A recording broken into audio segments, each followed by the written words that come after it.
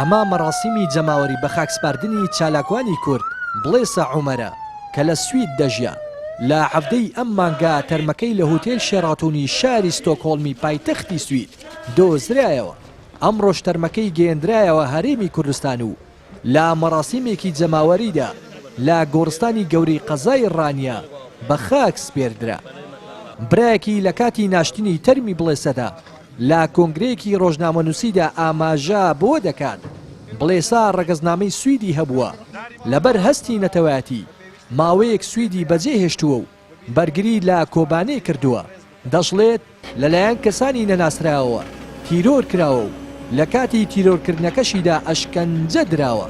ئێستاش دۆسیەکەی لە لای پۆلیسی سویدە و هێشتا نازانن کێ لە پشت تیرۆرکردنی براکەیەتی.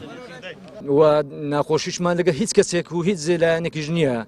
تەنانەت ئەو برایمەوە بنەماڵی ئێمە هەوڵ و کۆشەشەکانی بۆ ئەو میلەتە بووە بۆ گەلی کورد بووە. برایەکەشم لێکێک بۆ لەوانە کە خۆی تەرخان کردەوە بۆ دۆزی ڕەوای میلەتەکەمان چ بە لە ڕووی سیاسی و چ لە ڕووی ئیداریەوە هەمووی جانی خۆی تەرخان کردووە کە جنسەی سویدی هەبووە وڵاتەکەی بەجێهێشتەوە بۆ دیفاعکردن لە پارچەیەکی کوردستان دیفاعی کردووە. چوونە ئوتێلەکە لە غورفەکەی خۆیدا بەداخەوە شەهیدیان کردبوو بە ئەشکەنجە. چالاکوانێکیش دەڵێت ماوەیەکە چالاکوانانی کورد لە ئەوروپا و لە کوردستان کەوتونەتە بەر هەڕەشەی تیرۆر و گرتن و ئەشکەنجەدان. ئەمەش مەترسی لا سەرگیانی ئەو کەسانە دروست دەکات کە دەیانەوێ بەرامبەر نادادگەریەکان هەڵوێستیان هەبێت و هەمیشە بەرامبەر گەندەڵچی و دیکتاتۆرەکان بڵێن نا.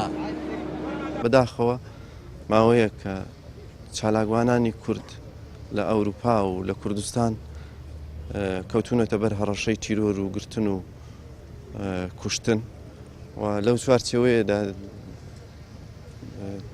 2 هەفتە بەر لە ئێستا لە وڵاتی سوید بەداخەوە بە شێوەیەکی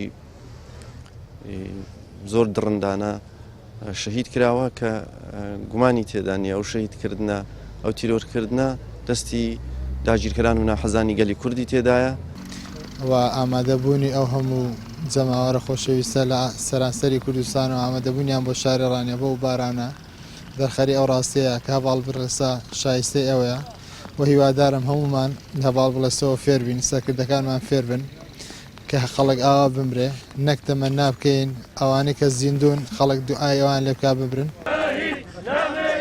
بڵێسا عومەر لە ساڵی 2014دا لە کاتی هێرشی داعش ڕووی لە کوبانەی کردووە و وەکو شەڕڤانێک ماوەتەوە و دواتر گەڕاوەتەوە سوید و لە شاری ستۆکهۆڵم نیشتەجێ بووە و هەفتەی ئەم مانگا لە سوید تیرۆر کرا.